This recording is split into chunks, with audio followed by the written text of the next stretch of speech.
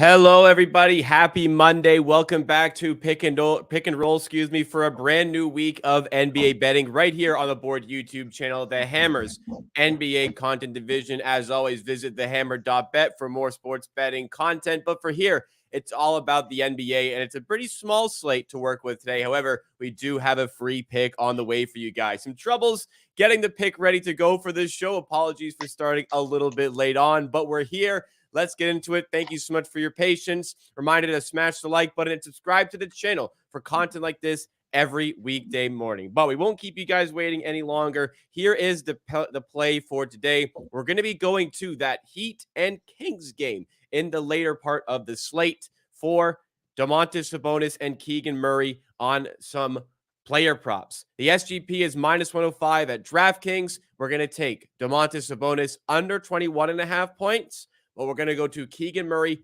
10 plus points. Again, minus 105 at DraftKings. Can't really find this in many other places. Can't get the same alt line at ESPN Bet. That could come available later on in the day. But for now, here's what we have for DraftKings. We'll go to Pips. Happy Monday, Pips. And what is the handicap behind this play? Handicap is Heat playing zone, Heat doubling inside, Heat doubling Domantas Sabonis, and that opens up the space for the Keegan Murray. The last time we bet under 18.5 against the Heat, he had 19. He was 1-on-1 from 3, covered late into the game. In that game, Keegan Murray had 33 points. Crazy game from Keegan, but everything opened up from him. In a games where we have Eileen under on Sabonis, Eileen under on De'Aaron Fox, that means wing guys will have their game. I don't know is it Huerter or Keegan Murray, but both should have a great matchup tonight. And with this being a home game, it makes sense. So for Sabonis, we can show if you have the graph ready. We can show like this is only like slight filter. We filtered out teams worse than defensive rating, worse than rim defense, and it looks like 17 points average under in 20 out of the 23 games this season, which is incredible, kind of insane for a player like Sabonis. But yeah, he's not covering this line against any good teams. The second part of this bet, Keegan Murray, like if you look at the home games with 28 plus minutes, he averaged 21.8 points and covered this line in 15 out of the 15 games, which is kind of insane because there are games against the Cavs, there are games against the Thunder, there are games against the Nets, the Phoenix Suns, the Wolves, like he against the Orlando Magic. So good teams, even at home, teams that are not allowing a lot of threes, not allowing spot up shooting. No, doesn't matter. If a game is at home, he's aggressive, he's making shots. So now he gets Miami Heat at home. Away game, terrible. He's terrible. Look at that split. Like I never seen anything like it. Like he's 18 points average at home, 12 points average away, and that includes the game he scored 33 points against Miami Heat. So he sucks away, and he still scored 33 points against Miami Heat, and now gets them at home. I think this will be a smash spot for Keegan. Even like betting him over 13.5 for straight, I think that also makes sense. I see value in every line. Like look at the average, 18 points average at home, 21 point average when you exclude blowout games, and now gets great matchup. A team that he scored 33 points against. So yeah, love this spot for both of our guys, and I think it's a probably the best spot of the day on this small slate. All right, there we go. So bonus under Keegan Murray on the over or 10 plus line there. That is the bet for today. We'll recap that a little bit later on. But for now, let's go into the recap of the previous show's plays. And pleased to say, for the fifth straight show, we are recapping a winning day. Great stuff on the picks overall. A 2-1 day. Trae Young ultimately does not have a good game against the Toronto Raptors in any way whatsoever. Falls well short of his line, but Zion Williamson is kind of close in the end, but we get it over the line on his SGP. And Tobias Harris, I guess marginally close, but ends up going under on his points. Again, that is 5 straight winning days on the show. We are up to plus 12.7 units as a whole combined with last season. So, Pips, any word overall summing up the plays from Friday? Yeah, we lost Trae Young because he was playing injured. I, as a fan, should have known that, but there were not many reports on it. Later, after this game, he was shut down and went to surgery, and he's out for the next month. That he will come back this season because I don't think they will play him as a like 10th seed, maybe even 11th. So, yeah, sucks to lose a bet like that. Same thing happened with Keegan with Jamal Murray a couple of days ago, and he played through injury. Didn't also wasn't on the report, but Zion Williamson, great defense from the Heat in the fourth quarter. Assist were no sweat, like that was the best Oh, part yeah. of the Crush big them. bet. Yeah, and Tobias Harris, I would like if you are betting under 18.5, he scored 15 in huge minutes. That's easy. So yeah, I think our unders, like when we switched to unders, our season went on a improved run, and I think that Caps probably saved the season with profits there.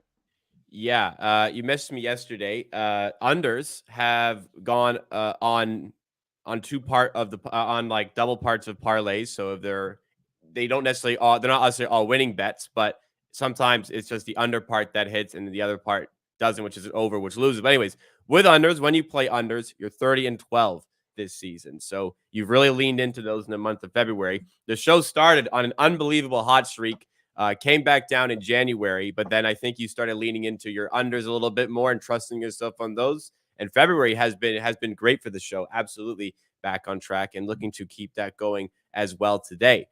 One play, as I said, we'll recap that in a second here. A little piece of discussion. The conversations we had one on Friday about the contenders in the Western Conference.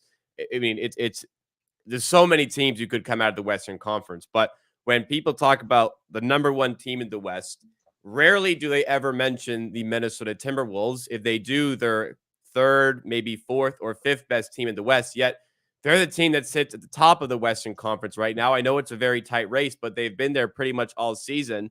Their defensive rating is by far the best in the NBA, 107.9. Offensive rating is a little bit lower. It's 17th in the NBA at 114.8, but the defense is so good for this team. Do you think that they're kind of getting overlooked as far as the NBA standings are concerned or winning a championship is concerned? Or do you think there's reason to doubt this team when it comes to getting over the line in some deep playoff series? I don't think there's a reason to doubt this team. Last season when the Nuggets won, uh, they were the best team. They made. I think they looked the best against the Nuggets, even though they were down McDaniel's and Towns wasn't healthy, and they gave them a good, like I'm missing the word, but like It they was gave competitive. out a good effort, and yeah. So even last season they looked good in the playoffs, and this season very well, if no injuries, much improved. They have the best stopper, probably top three stoppers in the league with Jonathan McDaniels. They have Rudy Gobert, the best defensive anchor inside. Now they added Monte Morris for cheap, and they have don't need to play Conley like 35 minutes a game when he's this old. Nikhil Alexander Walker improved a lot. Like he's Yeah, great on defense. Like when Jaden McDaniels is out, he's getting stops for them and he can make threes. When you have like Kyle Anderson, as your seventh guy, and Nikhil Alexander Walker as your eight, that's a great team. And they are 8 players deep, or maybe even 9 players deep for now for the next playoff run. And yeah, they'll be the best defense in the playoffs. They have some they played some made some adjustments during the year, so they are not just top coverage. They can like maybe like show higher on the screens. They can maybe switch something, and yeah, they have Anthony Edwards. When it's playoff time, he'll like lock in on defense as well, and you can count on him to be great in the playoffs. Like last season, Denver Nuggets is a tough defense for a guard, and he completely crushed that matchup in the playoffs. So yeah, I mean he's zoned in and he can do great stuff, and Towns as well, maybe a bit less than Edwards, but yeah, I think they are a great team. They can win against anyone. Like they'll not be favored against many teams, but they can win against anyone. And yeah, if Denver Nuggets is a team to beat, yeah, I want Gobert guarding Jokic. Like that's Jokic had great performance against Gobert, but everyone else is then not getting looks that they want. So I think Wolves match up great against anyone because they're number one defense. Yeah, they're always going to give some complications to teams. You mentioned the series last year against the Nuggets. I get it; they lost in 5. They got blown out in Game 1. Definitely kept games 2 and 3 close. Avoided the sweep with a close win in Game 4, and had a very close Game 5. Like it's very easily that series goes to 6 when the Timberwolves are at home. Who knows what happens there? But you're right. Even without McDaniels, who's such a significant piece to the team, and I'm here to kind of defend Timberwolves. I don't put them ahead of a couple of teams in the Western Conference. We mainly say the Clippers are the best team in the West. That's what we said on the Friday show. But definitely a team that is good enough to win a championship this season, it seems. And I remember last year going to the playoffs, all these doubts about the Denver Nuggets as the 1 seed. The regular season does matter. It does give us a showcase of the talent of a lot of teams here. I don't really like when people say that the regular season doesn't matter. It very clearly matters. And here's the team that's been the best in the West as of right now. Now, look, they could lose like 2 games in a row and all of a sudden be the 4th seed in the West. But this is going to be a difficult team to beat in the playoff series. I'm interested to see how Gobert looks in the playoffs. Kind of the past we've seen him in the playoffs. For the Jazz, he's played with a team that has like no perimeter defense, so he's kind of hung out to dry. But now with a team that actually has good perimeter defense, making his life a little bit easier, can he really start to showcase his abilities in the playoffs as well? I think that's going to be key to this Wolves team. I also said like the regular season matters because if you take a look at the NBA finalists for like how many years, it's always top 3 seeds. So yeah, it Well, other than definitely last year, matters. other than Yeah, the one blip is last year, but I think that that's such an outlier. Like the way the Heat went to the finals, they got on such a hot shooting streak. They rode that all the way to the finals, and you know what? Full credit to them for doing so. But I think that is a big outlier overall. yeah. I But mean, I I guess mean, the like Lakers as well got to the semis, and they were or the conference finals, and they were a 7 seed. But ah.